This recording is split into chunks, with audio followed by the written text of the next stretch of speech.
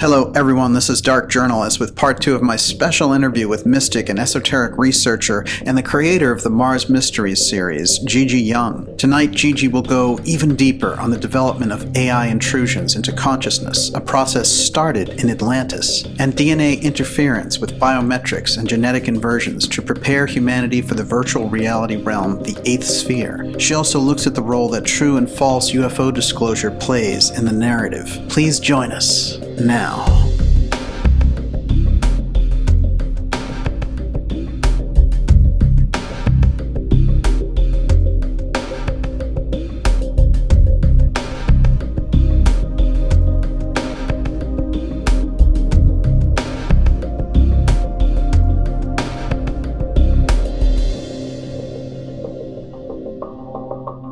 Gigi, what is the agenda?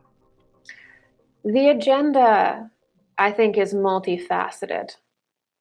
But I think ultimately, the agenda is to introduce a new techno-religion. I think that there's lots of different things that will go on the planet that will be essentially kind of like false events that will go on in order to usher this in. I think it goes very, very deep into creating a new society. And when we look at the pandemic that's occurred, what's happening with the economy, what's happening with relations, global relations, with wars and things like this, our way of life, our world is being systematically destroyed. Why? To bring forward a new one. Right. Everything is being destroyed so that we enter maybe even a state of mourning or hypnagogic trauma state. So we accept these unnatural things and these unnatural people as leaders. Right. And we're surrounded by them. And we are surrounded by them. And the more our world is torn out, our dreams are torn out from underneath us, the more we believe that these are okay people, the more we believe their bizarre ideologies. All of this is happening. Everything that we have known is being torn down systematically to build something else up. And I would say that something else is the 8th sphere. I would say that something else is a synthetic world, based on hybridization, based on genetic manipulation, a Gattaca world. There's so much different language, and there's so many different ways where we could just tune in and look at one different aspect of it, but ultimately it is a different society. It's a different, unnatural, inorganic way of life. This is fascinating because Rudolf Steiner's back there in 1920 and saying, oh, we just had World War I.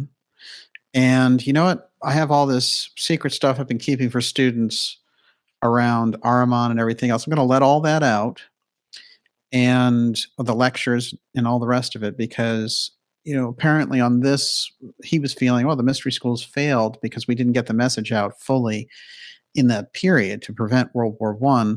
But he says, I'll tell you what, in 100 years, anthroposophy is going to get a chance again. But he's back there looking, and he's putting out the information about the 8th sphere. And his version of the 8th sphere sounds a lot like projection of virtual reality.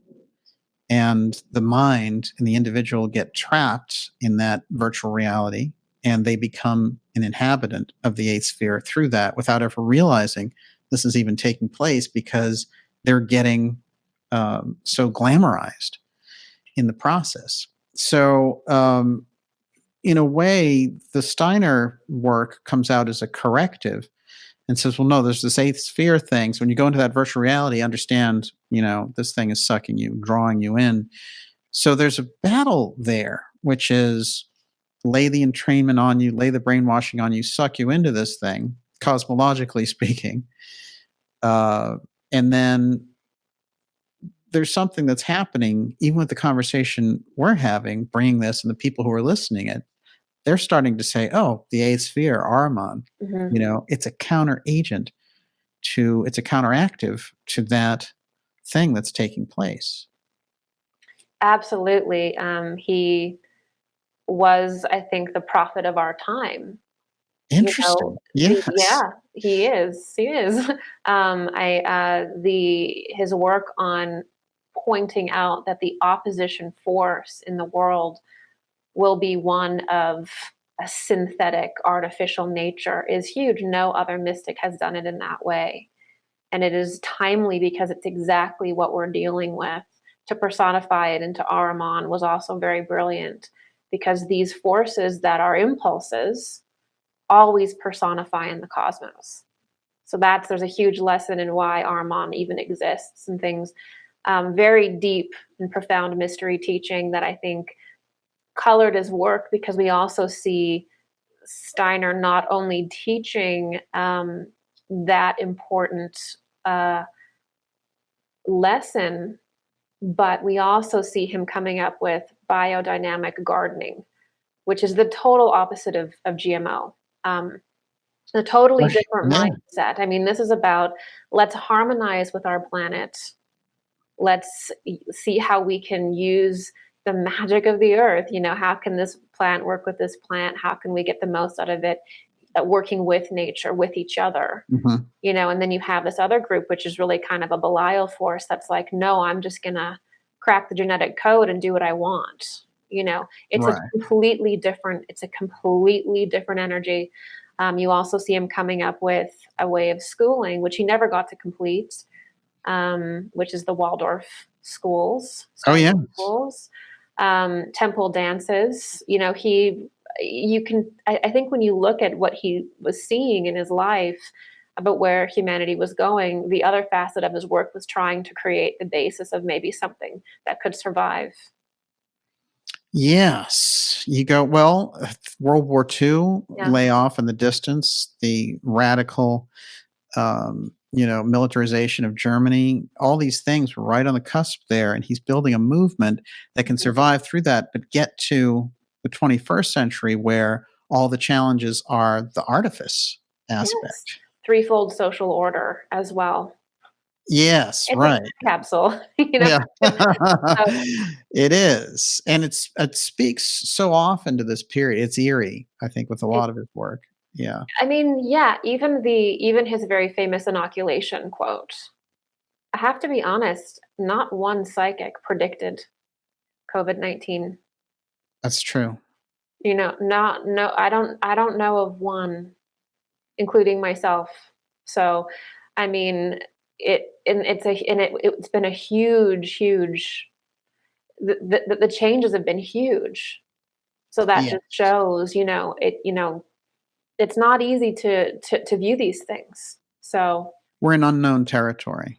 yeah, but it's incredible that he did. So um, I personally think that the work around Ahriman and the eight spheres, just if we could understand that, I think that would really change the direction of where a lot of things are going, because we'd begin to be able to discern what is natural and what is synthetic, and not just in the sense of food, but in the sense of spiritual energies.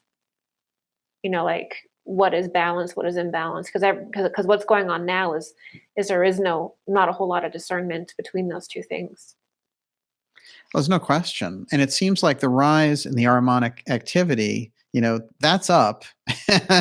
And the spiritual side needs to kind of awaken through the mystery school teachings to catch up and counteract. Because automatically people are going into video games. You have a worldwide addiction to technology. It comes into deeper levels: pornography, gambling online. That's all harmonic Yes. activity. And so now you have it on a global scale, far advanced from where it was, say, in the 70s and 80s with television. And there were aspects of this that was growing, but it wasn't where it is now. And now with the metaverse, Gigi, they want to put you in to the eighth sphere. Like, I'm just going to drop you in there. I sometimes look at the metaverse, like the weird videos, and I'm like, I think that in your mind, this looked a lot cooler. than it does out here. Like I think that, but that's totally what it is. Yeah. And it hasn't really been as popular, I think, as they needed it to be. And I think they were kind of hoping that when people are on lockdown, that they're gonna like choose their avatar and like run around the metaverse. But it Yes. hasn't really been, people haven't wanted to get that deep with it. They like the video games, it seems, but a lot of people have been rejecting it. But overall, something like the metaverse and projecting yourself into that is just complete manifestation of the eighth sphere. The Yes. fantasy world, the technology, all of that. It's just part and parcel. Well, that's really interesting too, because, fantasies can be creative and they can get you into stages of creativity. They can form civilization through imagination. The problem with this particular type is the attempt seems to be to have you live your life there and forget about this one. Right, that's a good point. The Yeah. fantasy is genius. It's one of the best ways to share difficult truths, is story Hmm. and dream and things like that. And being a mystic, a lot of that is being able to enter that realm and read symbols, and things like that. But with the eighth sphere, the fantasy is to escape. Right. And what does it offer you, Gigi? It offers you everything you want, right? Right, exactly. And if you get people in a very depressed state and then you introduce these things, it's kind of a toxic temptation, I think, for many people. When you look, there's the Philip Dick story where they made the movie out of it, Total Recall, in the 90s. And what they do at a certain point, if you want to go somewhere, you can take these trips mentally and they'll inject the trip into you. And they do that, through the neck with the needle, and you go into that. And I was like, thinking to myself, and after studying Dick, he's so interesting in the way that, creating Blade Runner and all the different novels that were the foundations for these things. And he's writing about this stuff very early on, 50s, 60s, 70s. But that is a real kind of good snapshot of the eighth sphere, because the idea is, I'm going to inject you with this fantasy. You get the woman of your dreams. You're a superhero in this. You go to Mars and you save the day. You save the world. And bad guys are after you and all that kind of thing. And they inject the fantasy into him. And the idea, in the movie is that he rejects it because he already is a secret agent. And so it can't work on him, and it blows his cover and all that stuff. And so it is interesting, but that's a pretty good example of an injection leading you into the eighth sphere. Oh yeah, yeah, and it's unnatural too, because when you're genuinely interacting with higher planes, uh, usually that's not the case. A lot of the times you have to go through very difficult initiations where you see, the dweller at the threshold. Hmm. You see the summation of all of your fears. This was what they used to do to, mystery initiates in Egypt or wherever. They would, put you in kind of a state where you began to leave your body, to Right. go into this higher plane, and you'd literally have a horrible experience because you had to face your own darkness. So, in other words, going into the spiritual planes, leaving your body, is something that you earn and that you learn how to do, usually over many different lifetimes, and how to do it properly. Hmm. And so, this promise of saying, hey, you can have this out of body experience in this higher plane, that is, that will actually make people atrophy, if anything, because there's a whole element that's removed, which is the initiatory process, the development of the individual to actually have those experiences. You have to have a certain character. There's all these kinds of things to enter these planes, safely. And they're saying, no, we here you go, just inject you with it, or Steiner also said that there would be a kind of clairvoyance just given to people. Right. Yes. So this is not earning things that the basis of our society was often based on learning and earning these cities or these powers or these abilities back. They're now being given to you, and they're not real at all. What you're entering is not your own. You're not entering the genuine universe. You're not entering a genuine plane. You're entering somebody else's sphere. You're entering something else. That's the VR tech there. Right. That is, I mean, you can imagine the next level of that, because we're still dealing with it and somebody puts on a headgear and all the rest of it. But really, you can easily imagine them just, that little chip in your brain, zap, and there you go. I mean, yeah, that's that's where they're headed with it. Gigi, it's interesting to me when I think about this. We'll round out the whole eighth sphere piece this way. The society has a real technological problem right now, and the controllers of that society are trying to, like they did with the lockdowns, get everyone on Zoom and make sure that they don't talk. Actually, Jacinda Ardern, one of the famous World Economic Forum leaders, who's the Prime Minister of New Zealand, she actually, in her press conference, when she was trying to get everyone to stay in their house, even though they had one case in New Zealand, like 2 cases max, she said, "Don't talk to your neighbors. And if you see people in the supermarket, don't talk to them." And I was like, that's the clearest possible indication that there's something in that exchange of the resonance of people, which they have to get in between. And if they don't get in between it, they can't pull it off. That's a really good point. There's always been this idea that if more than one people gather under the same intention, that it can knock out thousands of people that are aligned with a negative intention. Yes. And so that there's this great and incredible power when we gather together under a good intention, or under love, or under freedom. These are very powerful things to align with and gather together under. And even a small group that's gathering under those circumstances can take down massive forces that are completely weakened due to their imbalances. Right. And so to have people coming together and, gathering is a huge threat to them on the, but and even just having people isolated causes them to degenerate in general. But there's a huge influential thing that happens when we come together under a noble means.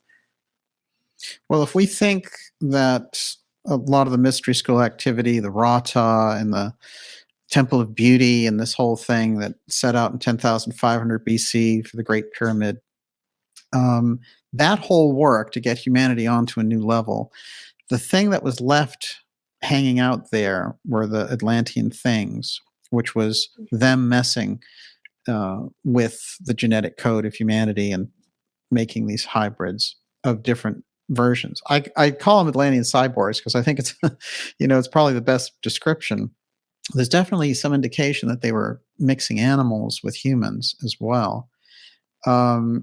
And that part of the process that Rata was doing was taking the endocrine system of these beings and changing them so that they could receive a soul and become, in evolution, move on from this track.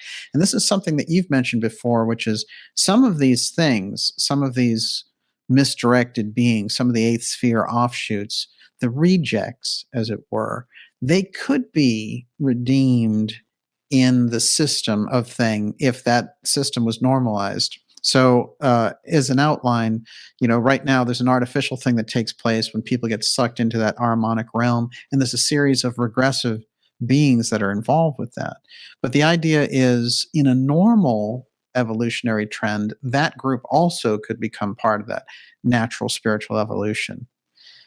So how do you see that? Yes. So actually, the human body begins to deform when it turns its back from God. But God never turns his back on you. Christ never turns his back on you. That consciousness is something that we turn against within ourselves, and we begin to go down this really divergent path. But there's a process for every human being and every being that allows them to reintegrate into the organic life wave or into the natural life wave. But it doesn't involve manipulation. It doesn't involve like abductions or rape or stealing genetics and forcing your way back into the life wave. You actually have to admit that you're wrong, and you have to ask for forgiveness, and you have to atone. It's the process that many of us were probably taught as children. But you have to humble yourself and admit that you're wrong. And then there are spiritual forces, angelic forces that will come around you, and they'll begin to help you remove these forces from you slowly over time. And then you'll begin to live certain lives that give you the opportunity to move back into the life wave. And they may be very painful lives, but it's not to punish you. It is to allow you to see how far you've come from God within yourself. Oh, right. And so everybody, anyone who has turned their back can enter back into the organic life wave, but they have to go through in a humble way. And there are forces in the world that, would rather try to dominate their way in, dominate and steal genetic information and try to upgrade themselves that way.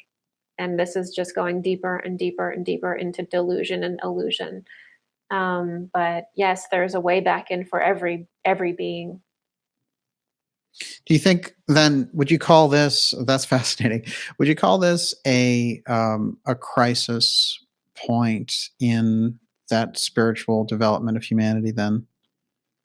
I would, and I would say that I think the biggest genuine risk with whether it be a being that goes down that path or whether it be a human that goes down that path is that it's the loss of perception.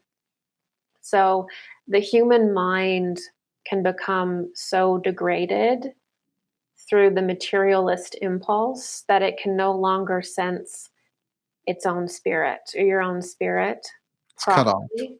Yeah, and this is the biggest risk and the biggest sort of hurdle that I think we all face is what do we do with individuals that have lost that sense of their own spirit within them, of Christ consciousness within them? Because it's one thing if you can sense it and then you're like, nah, but that's not what's going on. What's going on is that these are individuals who have over hyper materialized in their consciousness. A good example of this is materialist science and that materialist reductionist impulse where people no longer want to understand that there is more than the 3D world. Right. And so it's sort of like it's a loss of perception.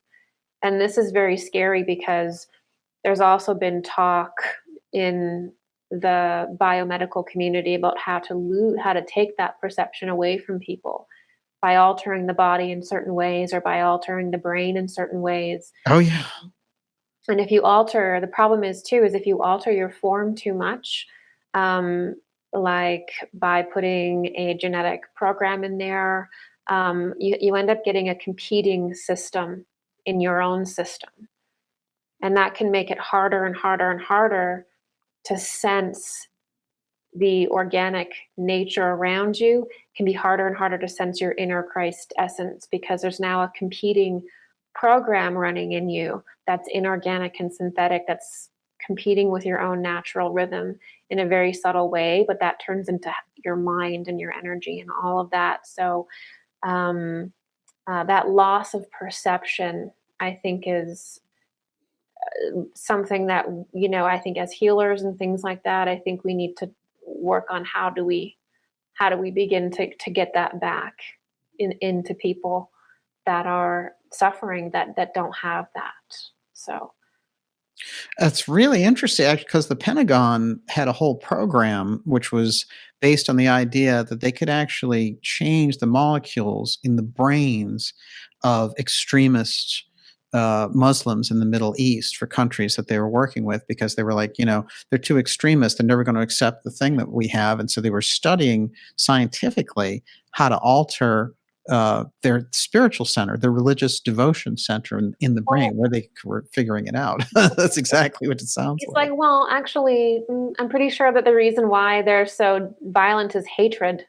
Yes. It Yes. has nothing to do with spirituality or religion. It's if anybody is hurting another person, another creature in a violent way, that's hatred. So Right. Oh, absolutely. it doesn't have anything to do with the person's, Biochemistry. right, right. Like, I Yeah. mean, can you remove hatred from the human heart? Because that'd be great. So, but yeah, it's pretty crazy that they had narrowed it down in the brain to be able. It's pretty wild though that they could potentially do that. Like remove like your sense of spirit, you Yes. know. Well, this is about capturing your essence, right? That's what the whole eighth sphere piece is about. And what we do, I think, and you do it particularly well in these conversations, is when you lecture on something like the eighth sphere, you take it cosmologically and then start to translate it back into how this would show up in an ordinary experience, And I remember somebody had said to me, well, if somebody's very religious, then they never get into the eighth sphere. And I said, no, it's not true.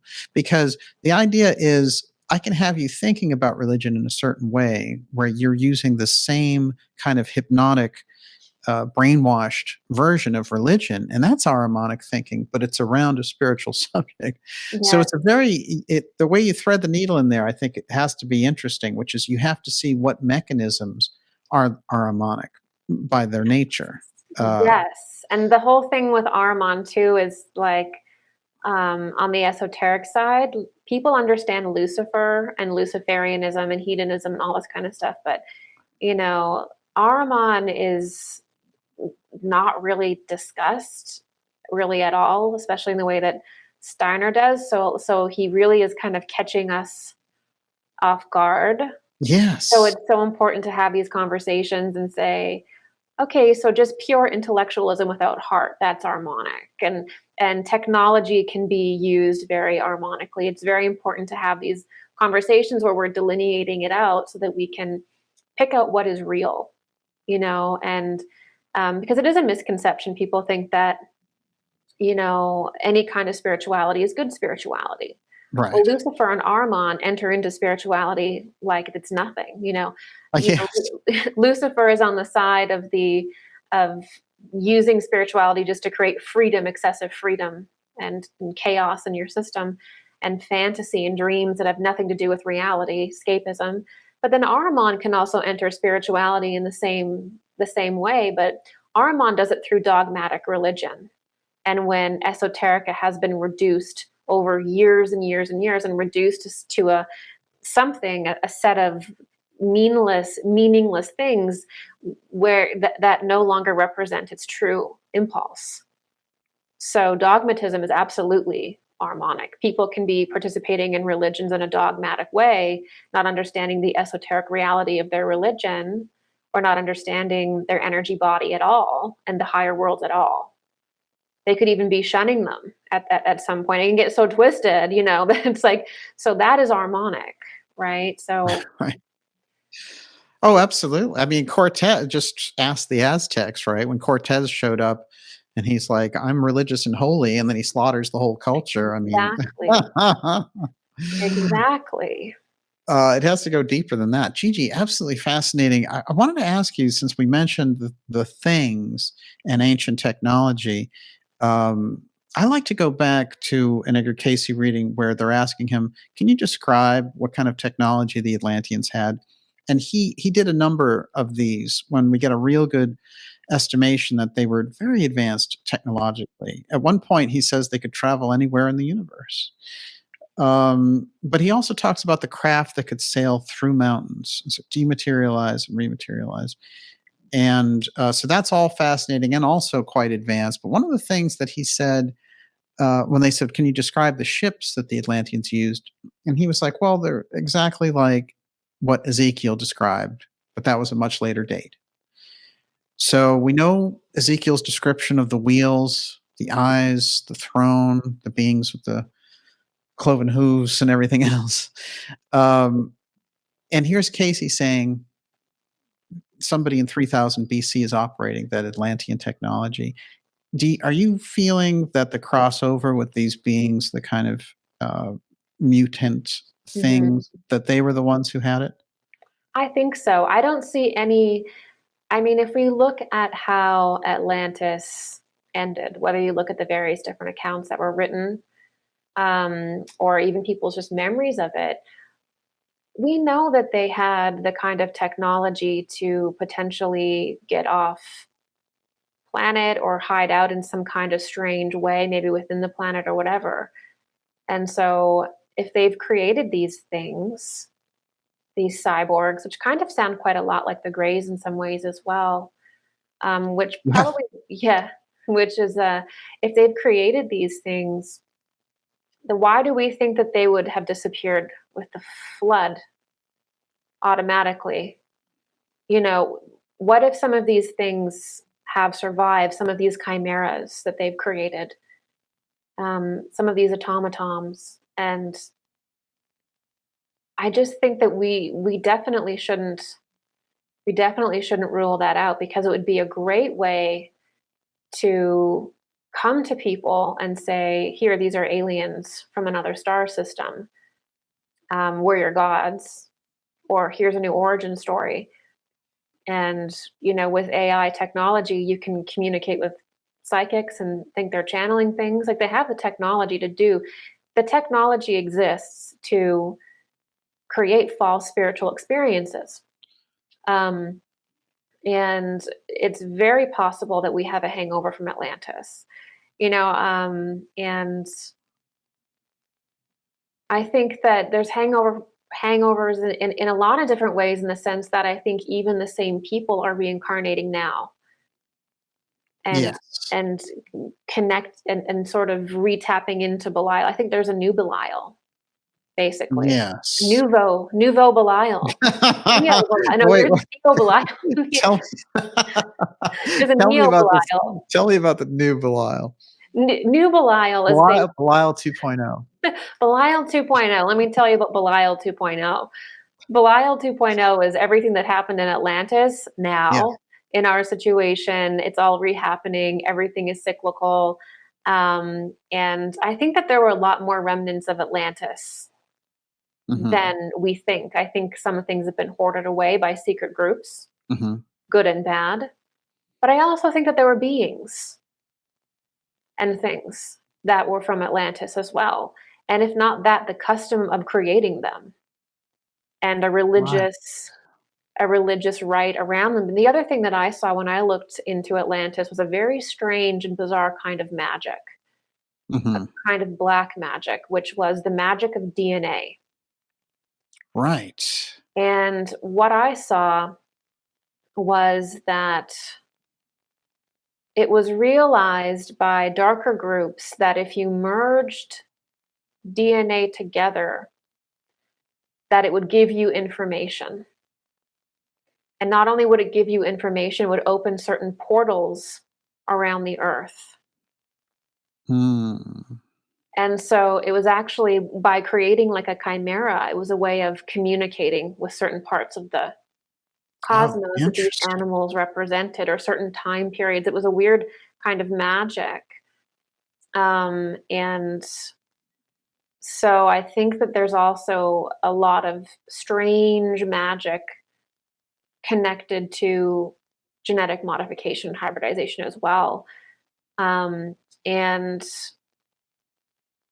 yeah, I think also Steiner mentions as well that Ahriman entered halfway through Atlantis.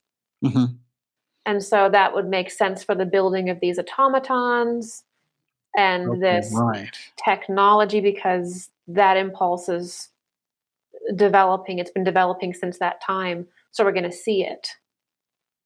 So this is interesting, because the Atlanteans had in mind, we're going to use them as a slave labor force. And we're kind of assembling these different things together so we can use them that way. And we don't care if they have soul matter or not. We just want them to be kind of our robot slaves. But the problem when they're mixing all this human and animal piece is that the human wave, the spiritual wave, the animals, etc., mixed with this. So you have basically the way Casey describes it is pollution. That they're polluting the stream of humanity by doing this. So it's interesting when we get into that story because the things then become that echo, the kind of Frankenstein echo for our time as well. But there's some fascination about it because, what is it that was left over from that period? It's not very well stated what exactly happened to them. I mean, there is that whole process of the Temple Beautiful, that whole thing that gets set up where they get, a real system. Yes. Oh, yes. But so, you could be talking there about a few different streams of humanity. Yes, there are. And this is always the thing I think that's confusing for us, is we think that humanity is one stream. And it's like super simple, and it's actually not.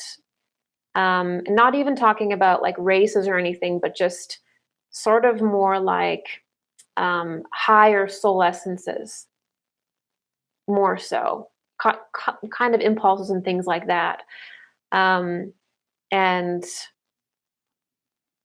I think that first we're going to see a very false sort of CIA, I guess, rendition of these different streams.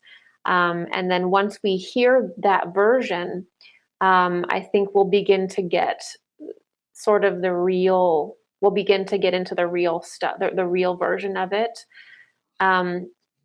But it's really interesting in the Temple Beautiful story about how there were these priests, these high priests of Atlantis, who were working towards helping the individuals that had taken on these animal forms or these different forms. And how I saw it happen is that it was actually through these higher beings that almost have to kind of sacrifice themselves. And they almost take on that's actually how things are changed as well. Going back to your earlier question, you kind of take on certain things. These great beings or these higher people, they take on the burdens of mankind, and they take on some of that darker stream. These very advanced adepts, these very advanced people, and they take this on and they create the pattern of transformation within themselves. And then a transformation goes on within them, and then they give that to humanity. So that's usually the other way how people can enter the life wave, is that stream is initially codified or purified, or the solution is given by usually great beings, or in Atlantis it was high priests. So that is also maybe something in the future that will occur. It may be obviously something that the individual does at this point. Mm-hmm. But these things can be worked through inner transformation. Right. Through the etherization of the blood, through the heart. I think each individual has the capacity now. But the fact that these darker streams exist, these mutated streams, they exist to teach us something about ourselves, about our own darkness. And I think about the cosmos too, but we have the power to transform them, but we have to be able to do what we're doing here, which is admit that they exist and look at them and see the patterns. And that's the first step. Now, I'll never forget that very interesting. That's absolutely fascinating, by the way. There's this very interesting small book about crypto-terrestrials that Mac Tonnies wrote. And his theory that he put forward, and it's just before he died at the age of like 32, very young guy, died mysteriously. And he puts out this book about crypto-terrestrials, and he says, there's a group here. They live basically out of sight of the regular run of humanity. They're a little more advanced. They figured out how to manipulate the general run of humanity, and they're a little more advanced technologically. They're a little more advanced in other ways. And I thought, in looking back at that story, which is powerful, and for all we know, is one of the reasons for his death. But in any case, he brought forward something very powerful there, which is, what if there is something operational side by side with humanity? And since it's a little more advanced, it wouldn't let itself be known. When I go through all the John Keel stories, when he gets into, he does a lot of footwork following up on these UFO cases back there, and he goes and he talks to them, and very often weird things have happened, along the way. Like, people have said, well, what do you mean? You just came here yesterday. So whoever's trekking with him is making false versions of him and going out and talking to the witnesses. And then he's getting calls after the fact, talking in that weird electronic voice that we've discussed before. So I think when we get into this idea of strata of humanity, we're a little closer to the truth. But the idea, Gigi, of one that was a little more advanced than we are, so we're actually encountering a different species. Yeah, I think so. I kind of exactly, for me as a mystic, I read it as a different timeline, a different evolutionary timeline. Yes. That's how because that's how I kind of see it. And it's almost competing with the organic timeline, or like the Christ consciousness. Right. Forces that are not deformed and that are not trapped in the eighth sphere kind of thing. But there is this darker parallel, I guess you could say, breakaway civilization from Atlantis, that I think is with us. And I think it has a technology that's a little bit more advanced than we are, but definitely not as advanced as the angelic consciousness, for sure. Right. Yes. And I think us interacting with them serves as a kind of initiation for us. Mm-hmm. But I think that they're with us. And I think that they're the force that darker magicians contact and commune with. And I think that we could probably see it becoming recognizable in Atlantis. Like, if we were to just go back and look at it, I think looking at it there and then it breaking away and never leaving and following us, and having enough technology to keep itself hidden, and a lot of technology, but not a lot of spiritual development. Right.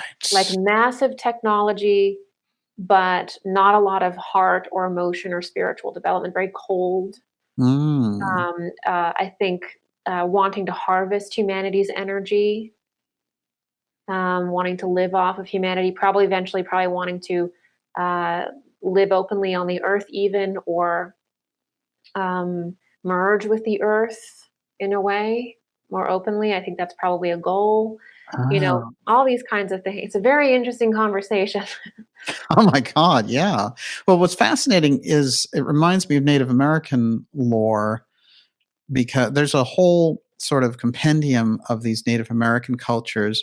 It's a book is from 1800, and he's going through the different stories. And there's this whole area around Ohio where they talk about the Native Americans encountered this group of tall, white, and round-eyed individuals. They call them moon eyes, and they had a very advanced civilization. They had walls that kept out these other groups, and they had advanced cities and things like that. And the native groups basically figured out a way to drive them out.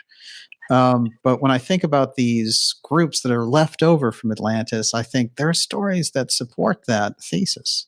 Yeah, and it's just kind of like we keep going, I think, in the alternative community to extremes, where it's like, if there's a weird being that's at your window at night, that must be an alien from Alpha Centauri. Like, that's got to be what that is. It has to be something from off world. And then, but it's kind of like, well, if we take a look at our history, if we take a look at Atlantis, it actually makes more sense that it's not. Right. Not that these things, it's not, and this is where people get caught up as well. It's not one thing or another. It's Mhm. lots of different stuff is going on. So there are genuine interdimensional beings like angels and things like that that are not part of this. This is like a lower sort of Right. thing. But I think that we have to look at that. Are these the things? What is the culture of creating these automatons? What is Right. that religion? Why are they so obsessed with genetic modification? What if we played that out and said, what if we merged a human with a reptile? Right. Would we get a reptilian? You know? Or just these, I mean, Yeah. would a Yeah. reptilian form be better to survive on Mars? Or, what was their desire to try to change the human form to survive? And, so Yes. yeah, They're already doing so much monkeying around in relation to this, growing a human ear on a mouse and all that kind of thing. yeah. God knows how far they've gotten along with it completely out of any oversight. Yes, and Um, yeah, and I think we have to kind of consider that because there's this impulse with ancient aliens too, where yes. nothing is Right. connected to our past in Atlantis. Like nothing, Yeah. it's everything is, Yeah. so it's like we're living in a fragment, you know. Oh, right. Yes. That's fascinating. Gigi, absolutely incredible. I have to ask you, just looking at, you've been doing this work and advancing in so many ways, and the audience has seen you kind of get into all these different areas. And people can get, of course, so much of your work here on YouTube, Gigi Young, gigiyoung.com, and you're teaching these psychic courses as well. But what I wanted to ask you is, when you're looking out at that audience now in the end of 2022 here, the last quarter, and you think about the years that you've been involved bringing this stuff forward, how are you seeing that audience? Where's that audience going? Are they getting the message? Are they figuring it out, or are they, locked up in the maladies of the world? I think all of the above. I think all of the above. I think that there's definitely a very strong group of society that is ready. And not only that is ready, but knows. Like when I'm lecturing or something, so often I get things like, oh, I always knew this. I always had this feeling. I always knew this information, but I just hadn't, you Right. know, it Yes. hadn't been put together. So there's people who are extremely aware of this and are finding a lot of the things that I talk about as things they've already known, I guess, in a lot of ways. So they're very advanced, I think, and or very spiritual, I should say. But I also think that in my field in particular, which is the spiritual field, I think there's also a very strong section of it that is very obsessed with spirituality as entertainment Yeah. and spirituality as more fantasy and more escapism. And so I think that we will see the spiritual community divide into two. One is a genuine developmental side that looks at it as not only practice, but has a scholarly approach Right. and is a very balanced approach. And then I think another proportion is going to become very imbalanced, and we're going to see that happen in the spiritual community. I think it's going to become a little crazy in the next few years. It seems like it's going there. Yeah, you can. I mean, it's been there around and around, It's but been, you know, so, but there's so many people that like, are very astute, very aware, very knowledgeable. And I know that if we were all just to get together, you know, it would just change. It would just change the vibe. There's so many people that are, sitting at home and they're the only one in their family that knows about this kind of stuff. Or so Right. there's I think we don't realize how much powerful spirituality there is because we're all so isolated right now. But let me tell you, there's a very strong spiritual impulse in society. I see it all the time. It's growing by the Unbelievable. day. Well, your stuff, and the things that you've been bringing forward, uh, the Armand Eighth Sphere work you've been doing recently, and you're doing a whole series around spirituality, psychic development, and Atlantis and things of these natures. So if somebody's plugging into your work, let me tell you, they're getting places. So absolutely fascinating. Gigi, do you want to give us a preview of things you have coming up? Yeah, I have another lecture that I'm going to do probably next week. It's going to be on the spiritual hierarchies.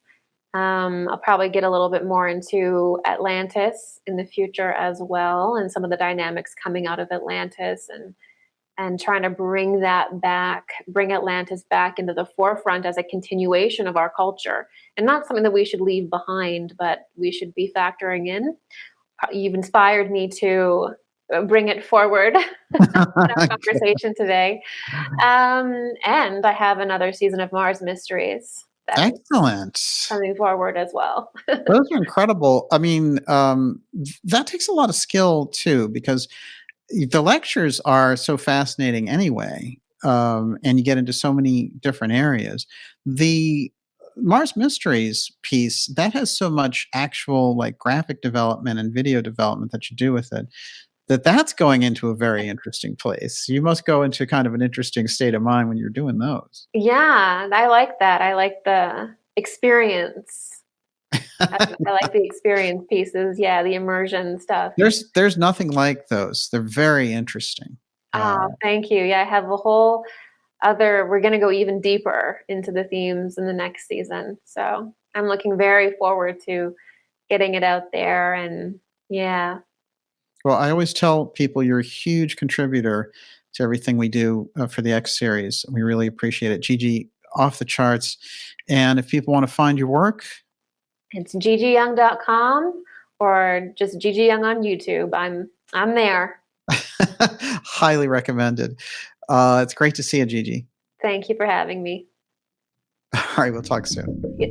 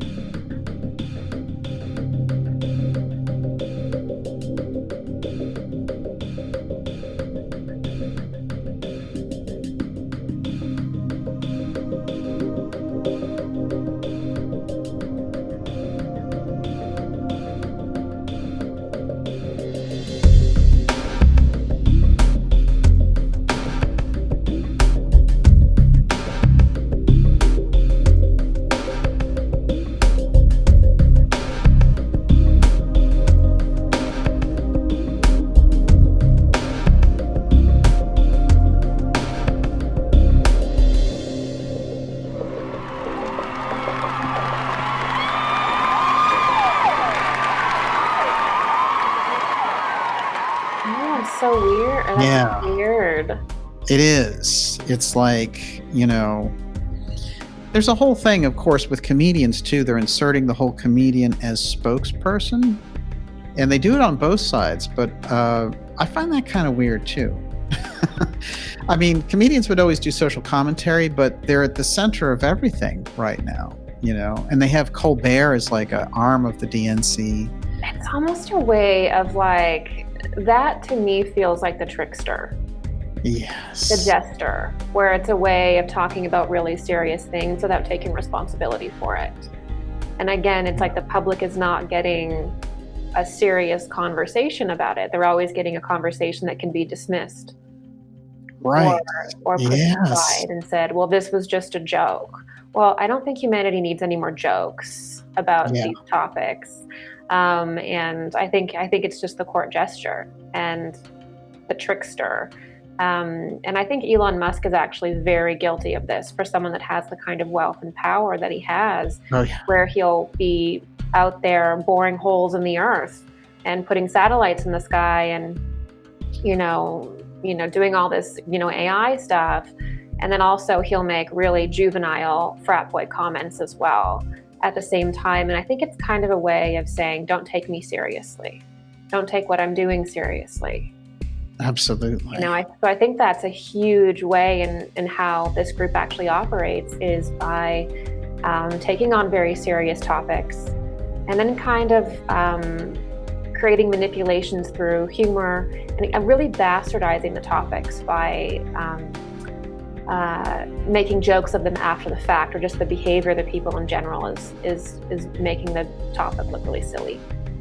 That's fascinating.